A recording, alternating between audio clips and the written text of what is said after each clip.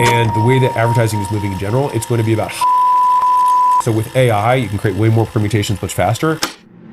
Today, we are going to be breaking down Alex Hormozi's new ad strategy as of 2026. As you heard him say, ads has completely changed when it comes to getting clients and getting clients extremely profitably. Now, on any given month, we typically spend between $700,000 to $1 million on ads for our clients. And in this video, I'm going to be breaking down how to apply Hormozi strategy to your business in terms of what's going to be relevant, what's not going to be relevant, as well as providing some real world case studies about how we've gone and applied this for ourselves. Now, obviously these days, Hormozi's known for, obviously his big calves, his books, being super stoic maxed and all this stuff and working super hard. But before all of that, he made most of his money from ads. He scaled Gym Launch from like 200K a month to 1.5 mil a month in a matter of months, largely from just having great ads. So his systems, all his processes for ads are really, really, really good to look at. However, what you'll need to be able to do is to be able to apply that to your own situation. Because unless you have millions and millions of followers online,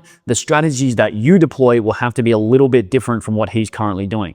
So let's get into it. Right now, it's about volume of different creative. We did, 1,000 or 2,000 ads, I think, before we even started. I think it was 3,000 by the time the launch happened. I can't remember. It was in the thousands. Super, super true. I guarantee you 99% of you are not testing enough ads. Now, do you need thousands of ads? This is a really good to know. Obviously, Alex spent millions of dollars on his launch, so he's going to need proportionately more creative for his amount of spend. A rule of thumb that I like to use is if you're not spending more than 10K a month, you're not going to be testing more than, 10, 20, 30 creatives a month. You need to be able to create lots of creative, and what's more important is you need to be able to create the machine that consistently self-proliferates the creative. So it's like, how do I get the customers to make creative? That gets us more customers that make more creative. So yes, having tons of ads does help, but you need to actually be able to put this into your context. If you're spending 10, 20, 30K a month, do you need thousands of creatives? No, absolutely not. And to give you a bit more additional context on that, last month for one of our clients, we spent about 350K USD, and we have about 200 active ads at any given time. Let's say you're spending 2, 3, 4K a day and above.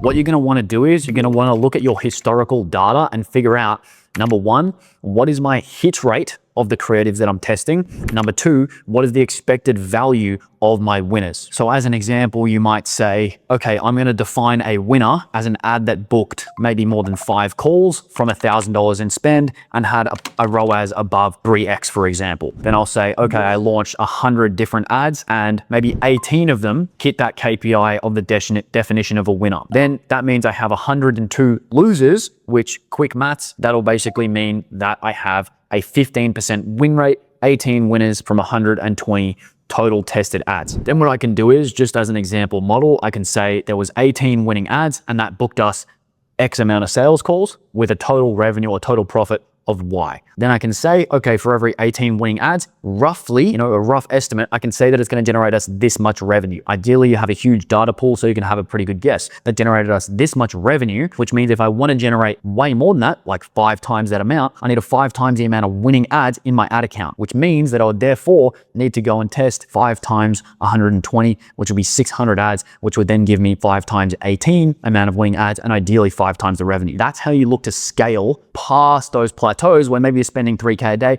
and you don't have enough winning ads. And the way that advertising is moving in general, it's going to be about hyper personalization. So with AI, you can create way more permutations much faster. And so I think we're going to have personalization at scale, and that's 2026. So this is 1000% true. However, the thing that you need to note is that this is not new at all. A lot of people have seen the Andromeda update and they kind of started to think that like, oh my God, I need to target all these hyper specific niches with these static ads that Hormozi is using, which we'll get into in a second. But in reality, some of the best ad accounts I've ever seen have already been hyper personalized. I'll see an ad account where maybe someone has like a local service business, or maybe someone has some type of national business where they can target anything. And this is true with online as well. If you service remotely, you can service any individual city. And what they'll do is, rather than just having one campaign or one ad set that has their ads and they just test them, they'll go and create location-based ads specifically to cities and then launch them and create iterations all around. If you have any type of business, really, you can find a way to apply that location-based rather than, business-based. He has a massive TAM because you can obviously service any type of business, but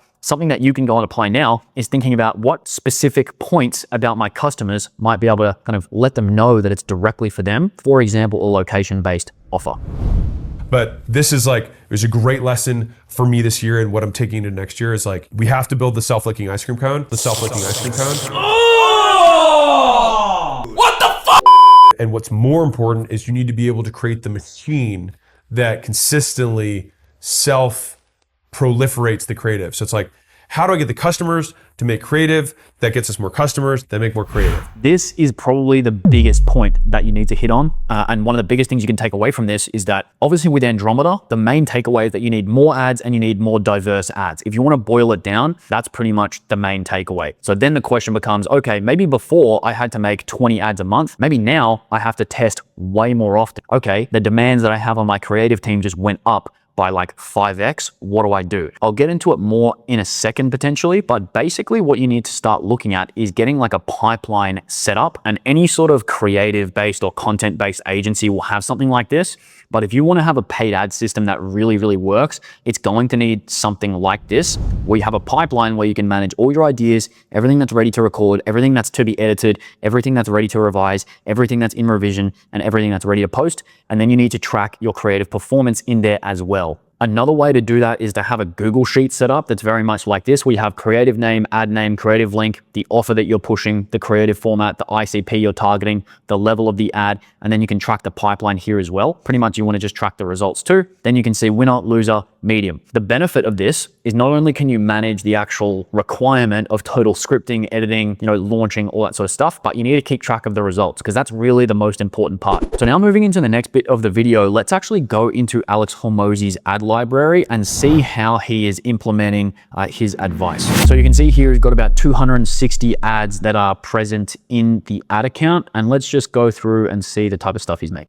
A few moments later. The best gift I can possibly give business owners this year is something that I should charge for and just make it free. And so that's exactly what I'm going to do. And so my team spent 200 plus hours reviewing portfolio companies and companies we advised to figure out exactly where people got stuck at each revenue level, and looked at it across function. So that means marketing, sales, CS, finance, legal. So that's just a typical ad that's like a VSL talking head ad. It's not really necessarily specific. If you want a remodeling company doing over $1 million a year and you want to scale, I have a free gift for you. And so my team spent 200 plus hours reviewing portfolio companies and companies we advised to figure out exactly where people got stuck at each revenue level, and looked at it across function. So that's an example of putting a specific hook onto the same body he had recorded before. So before you saw that VSL ad that he had, he's basically done here. He's just probably recorded 50 hooks for all different types of companies and edited them in front of the main winning body. So if you looked at all of the ads that he had with this exact body structure, again, what he's going to find is that maybe 3 to 5 of the business types that he's targeting might way outperform. So that's how he might find,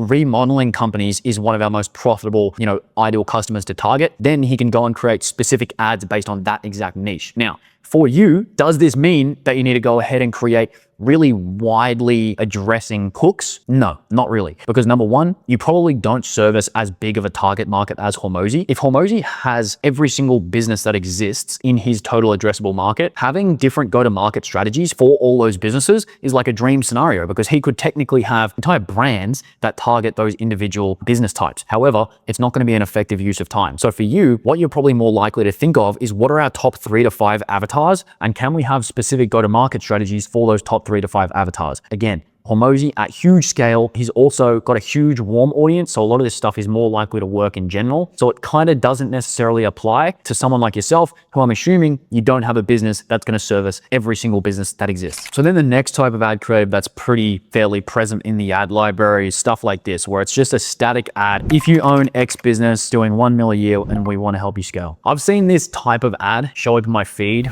way more frequently, because obviously people have seen this, they've seen Hormozi talk about ads, and they just immediately emulate it. Now, the question is this sort of ad creative going to work for you? For mine, this isn't really that good of an ad. Is this going to convert someone who's completely freezing cold? Not really. There's not really a huge amount of copy behind it. If you're a Hormozi type and you have even thousands of, warm audience, if you're working with different types of customers that are very broad, that already know who you are, that kind of already have demand, this can be an effective ad. But again, it's not really something that's going to convince or persuade a stranger to go ahead and book a call. It's kind of like a curiosity-based ad that would work well if you have a large warm audience. But generally you're going to need a direct response video ad or something that gives a bit more of a value proposition, and we want to help you scale. The other pitfall of this type of ad is that on my feed every single day I get ads like this, and the problem with that is I'm none of those things. So a lot of people think Andromeda basically means that I can go ahead and just take any message and then magically plant it on a supplement business's feed or a lawyer's feed or whatever it may be, just because I have that word in my creative. And while, yeah, creative does the targeting, it's not going to be 100% perfect. There are many, many cases where, let's say you have a pixel that is completely trained on, in Hormozi's case, maybe most of his audience that's on his pixel will be targeted towards online business owners because that's the majority of his audience. I'm not saying that's the case. I'm using this as an example. Then let's say he wants to go ahead and target chiropractors. Just because he has the word chiropractor in his message does not mean that that ad is only going to get served to chiropractors, because the algorithm is so heavily trained against that to show his ads to other people. And again, in Hormozi's case, I can't speak to it because I haven't been targeted with his ads about any random business, but many of the people copying Hormozi's strategy have been essentially doing it wrong because their ads are on my feed and I'm just like a B2B agency owner. Like I run an ad agency. So it's not as applicable to me, obviously. So again, is this like a hyper personalization thing, a magic pill? Not really. Can you use it to be super effective and really hone in on certain segments of the market that you want to target with a new go-to-market strategy? Yeah, that'll work pretty well for you. But it's not going to change the world, because at the end of the day, you need to keep in mind your pixel, who Meta is used to showing your ads to and your organic content to, as well as how hard are you basically going after that market, as well as what's the campaign structure that you're using. So let's say you're a business owner, you've watched this whole video and you've watched, all Hormozi's ad advice, and you're like, well, all right, what the do I do now? Some of this advice is really valid. Some of this advice probably doesn't apply to me as much. How am I going to actually take this video and then turn it into something that makes me money? That's what we'll do now. So we'll get into some ideas about how exactly you could apply this to different types of businesses. Let's just say automated YouTube channels. What you want to start thinking about is what are the types of people that usually convert for my offer. So it's probably going to be high-paying 9-to-5er who wants side income. It's going to be young, make money online type person. People in their 40s and 50s looking to retire, settle down. You might have mothers who want to work from home, and you might have business owners who want more leverage, passive income. I'll actually add sales reps to that as well. So all of a sudden, what you can do here, you can start to look at these and start saying, okay, this is really profitable for me, this is really profitable for me, and this is really profitable for me. So I probably want to go after these three because they're going to pay me the most and they're the best to work with. I'd probably go here and I would want to cross these ones out, mainly because they're not going to be that good to target. Maybe the mothers who want to work from home, maybe you only have like 5% of your client base is those types of people. So then you want to go here and say, okay, high paying 9-to-5er who wants a side income. What are the main value propositions for this sort of person? Well, you can make side income and you can talk about without leaving your job. You can talk about the AI opportunity. You can go ahead and talk about the YouTube opportunity. So why YouTube is a really great business opportunity. You can go ahead and talk about people who already want to get started. And then you can go ahead and talk about why most courses suck. So now you have a really broad array of ideas, even just with the first 5 that I came up with in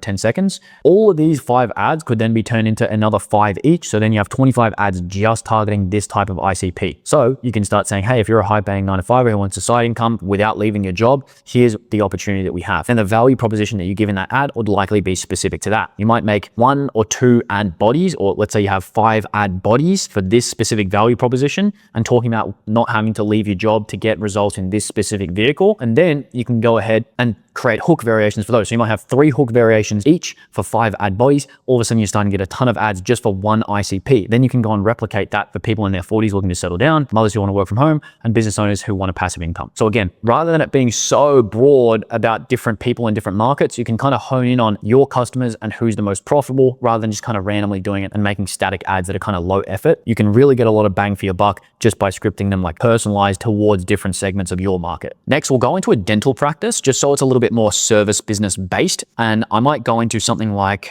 insecure about teeth, have a cavity, haven't gotten teeth check in years because this is tons of people. You might do an Invisalign angle, and you might do something about yellowing of the teeth. So again, you might, as a dental practice, go and identify, you know what, actually most of our deals that are really, really profitable come from Invisalign and also teeth whitening services. So you might say, you know, I can swing that in being insecure about teeth. So let's actually focus on these segments of the market because they're the most profitable. And then I can go in and talk about Invisalign. I might talk about how you needed braces but never got them because you couldn't afford. Here's a financing option for Invisalign. You might have something that braces are embarrassing as an adult. Invisalign is better. You might have something to the tune of you want to be able to smile without thinking. And then boom, you have 5 angles for Invisalign. Then you might go to yellowing of the teeth and you might have a situational and things of this nature. So all of a sudden, like within 5 minutes, 10 minutes, you can start to see, okay, if I want to do hyper specification for really any offer, I just need to break down what are the types of avatars that come through to my offer, what are the type of pain points that they have, and what value propositions do they want. And I can create some really diverse messaging that can really specifically target them without necessarily having to go crazy into, you know, AI specification or having to make simple static ads. And then again, what you'd really want to do is you need a creative testing system and you need a creative tracker to be able to see these are the angles that are working, these are the angles that aren't working. For example, in Hormozi's case, let's say his remodeling ads are really, really crushing and he's signing tons of deals from those ads. Rather than just having the hook variation, maybe he should go and create 5 variations of that ad in terms of the body that's a little bit more specific to those markets and the value propositions that they want because they're hyper profitable. So it's just a matter at the end of the day of who are my customers, who are the ones that make us the most money that we want to work with, what are their pain points, frustrations, what are the value propositions that they want, and how can I apply that to my ad messaging, track what's working over time, double down on what's working and cut what's not. And then when you have that, you can really build a strong ad strategy over time. So hopefully this video was helpful. If you liked it, go and check out our other videos. We have tons of trainings, guides. I hope this video was valuable. I'll see you in the next one.